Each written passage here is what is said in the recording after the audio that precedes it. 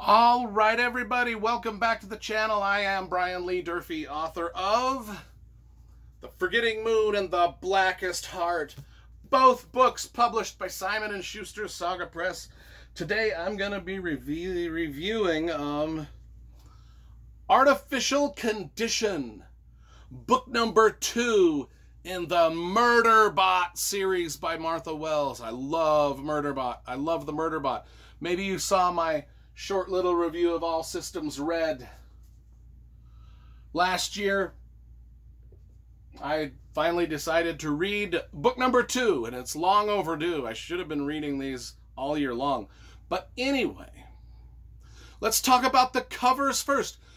This is going to be a short little review because these are short little books. I'm not going to waste everybody's time with a long review on this. But let's do the covers first, because you know I love the covers. I love graphic design and illustration. This is done by an illustrator named Jamie Jones, who did the illustrations for all the books. And you can see all the books look good together. This is the entire series. Book number 2 fits right here. But you can see, oh my God, they almost fell. Like dominoes, I almost ruined it. They all look good together on the shelf. They're really sharp-looking books with sharp-looking cover illustrations. So you know that is like, to get me to like a book, if I like the cover, that's half the battle. And these covers, you know, most of the books that I bought, that I get in hardcover, I cover in this plastic, you can see this plastic wrap. I can't cover these in plastic wrap because they just feel so good.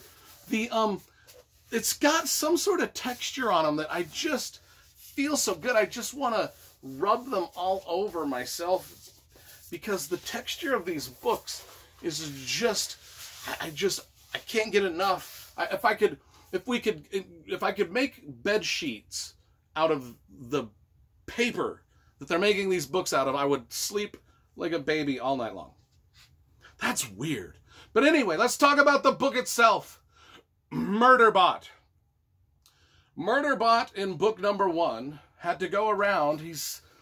Murderbot is an it. It is neither female or male. And it has sort of figured out its own self-conscious. It's hacked its own consciousness. But it can't let on to humans that it's hacked its own conscious and that it's self-aware of what's going on, because, well, then the humans will just decommission it. Like, you know, they decommissioned 3PO, and then whenever 3PO wanted to sleep, he'd just be like, can I go to... Well, Murderbot doesn't want that. Murderbot does not want that. He wants to remain a self-conscious robot. And, but it's hard for him, her, it, because, he knows things, and he's like, and the robot's like, don't go down that path, things are good, but he can't say, Murderbot can't give its opinion. Otherwise people will know it is self-aware. That is the premise of the first book. Now in the second book, Murderbot is sent on a mission, and I'll just read the back of it so you know what the mission is. So, Murderbot is a heartless killing machine, and it was a complete failure.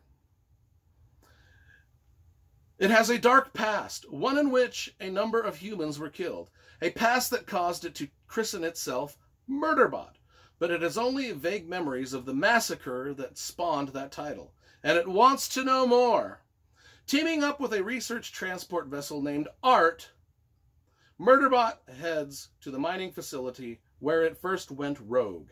What it discovers there will forever change the way it thinks. So now Murderbot, usually in book 1, Murderbot would walk around in this Murderbot armor, like this badass armor you can see on the cover there, right? So, and also the badass armor is also on this cover. But for the bulk of this quest, Murderbot has to ditch the armor and walk around as a regular human. Now the Murderbots, they look like regular people, like Isaac Asimov's Caves of Steel. You know, if you saw my review of that, you know, it's about a robot that looks like a human and acts like everything about it. It's very hard to not know that they're like Cylons in Battlestar Galactica. You never know who's a Murderbot. So now Murderbot has to walk around as a regular human and figure out a mystery. And this time Murderbot has to pretend or make sure that nobody figures out that I'm not human. And then they run into sex bots. There's Murderbots in this universe. There's sex bots in this universe. I'm not here to judge. Murderbot is not here to judge either. Murderbot makes it very specifically clear that I'm not going to judge anybody that gets with the sex bots. But Murderbot notices the sex bots can kill.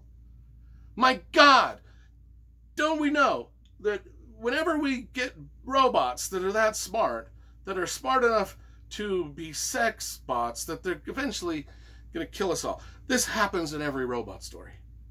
Anyway, I love Murderbot. I love it. These are just small little novellas, and they just pop through. You can read them in an hour, and just great, great, great fun. I like them a lot.